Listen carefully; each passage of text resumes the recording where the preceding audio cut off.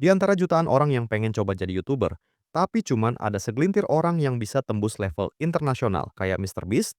Bayangin aja, sekarang dia udah punya 441 juta subscriber per video ini dibuat. Dan itu udah lebih gede daripada jumlah penduduk Indonesia. Tapi pertanyaannya, kok bisa seorang Jimmy Donaldson alias MrBeast bisa jadi YouTuber paling sukses di dunia?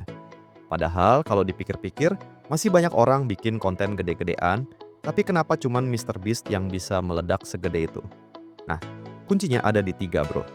Mulai dari obsesi, konsistensi, dan pola pikir yang out of the box. Makanya, kalau lu lihat video MrBeast itu bukan sekadar hiburan receh. Nah, yang lebih gokilnya lagi, dia rela ngeluarin duit gila-gilaan. Bahkan ada video yang biayanya sampai 1 juta dolar, cuman buat bikin challenge random. Jadi, kesuksesan MrBeast itu bukan kebetulan hoki, tapi hasil dari eksperimen gila-gilaan, keberanian, dan mau ambil resiko. Dan satu hal lagi, dia tahu rahasia. Orang itu lebih suka nonton hal-hal yang mereka nggak mungkin ngalamin sendiri. Lu mungkin nggak pernah punya kesempatan buat megang uang 5 juta dolar atau ikut tantangan hadiah satu rumah gratis. Tapi dengan nonton MrBeast, lu bisa ikutan serunya. Tapi semua kesuksesan MrBeast itu nggak instan bro. MrBeast itu mulai nge-YouTube itu tahun 2012 waktu umurnya masih 13 tahun. Dan konten pertamanya bukan dari challenge gila ataupun konten bagi-bagi duit. Tapi dia cuma bikin video main game Minecraft sama Call of Duty doang. Jadi literally dia kayak anak warnet yang upload gameplay ala kadarnya. Tapi masalahnya, siapa sih yang mau nonton gameplay bocil random? Makanya view-nya sepi, subscribe-nya juga nggak jalan. Tapi Jimmy nggak berhenti. Dia akhirnya coba eksperimen gila. Buat bikin video ngitung dari 1 sampai 100 ribu tanpa cut. Dia literally duduk sendirian, cuman buat ngitung sampai 100 ribu. 36,285, 36,286, 36,287, 36,288, 36,200. Mungkin buat orang normal, itu buang-buang waktu. Tapi buat algoritma YouTube, itu goldmine. Uniknya banyak orang penasaran dan mulai nonton videonya. Dari situlah Jimmy nemu polanya. Konten absurd plus konsistensi sama dengan view. Lalu pelan-pelan dia mulai scale up. Mulai dari ngitung angka, sampai bikin challenge yang lebih aneh. Terus gimana dia bisa bagi-bagi duit segila itu? Nah, awalnya dia juga nggak punya duit bro.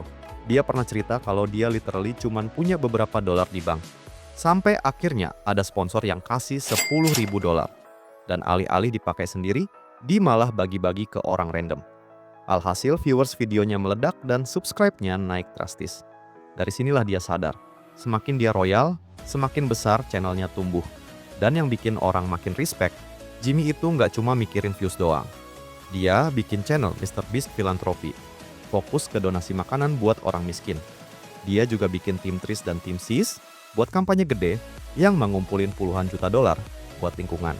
Dan itu bikin image dia bukan sekadar YouTuber yang suka berbagi, tapi juga ikon positif di internet. Makanya, orang makin loyal. Karena selain hiburan, mereka ngerasa ikut jadi bagian dari sesuatu yang lebih besar. Makanya video dia gampang banget viral.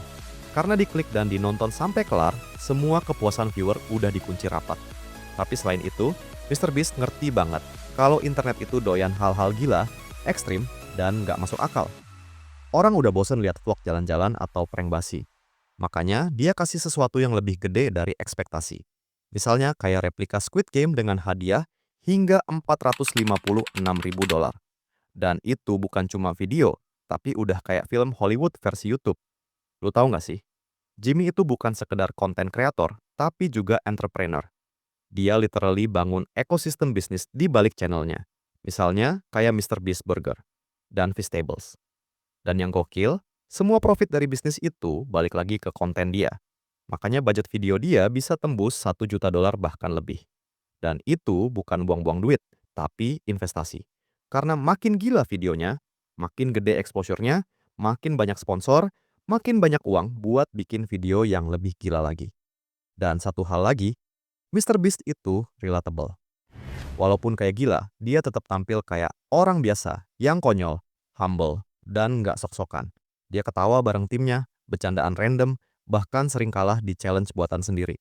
Itu bikin penonton ngerasa, dia kayak temen deket, cuman bedanya dia punya duit yang banyak. Jadi intinya, MrBeast bukan cuma YouTuber, dia udah jadi ikon global. Bahkan kalau lu buka TikTok, Twitter, sampai meme culture, nama MrBeast pasti nyelip di mana-mana. Dia udah bukan sekadar kreator, tapi fenomena internet. Dan faktanya, dengan skala sebesar ini, MrBeast udah punya TV channel global yang bisa nandingin Netflix, bahkan Disney. Cuman bedanya, itu semua gratis. Jadi kalau dipikir, kesuksesan MrBeast itu hasil dari satu hal, yaitu ngerti banget apa yang bikin orang stay di internet. Dan mix antara hiburan absurd, produksi gila, filantropi, plus strategi bisnis yang solid. Itulah alasannya kenapa dia bisa jadi YouTuber paling populer di dunia. Nah, sekarang gue mau tanya, kalau di masa depan bakal ada the next MrBeast, menurut lu siapa yang bakal cocok? Coba tulis pendapat lu di kolom komentar di bawah. Nah, mungkin itu aja untuk video kali ini. Sampai jumpa di video berikutnya. See you in the next video.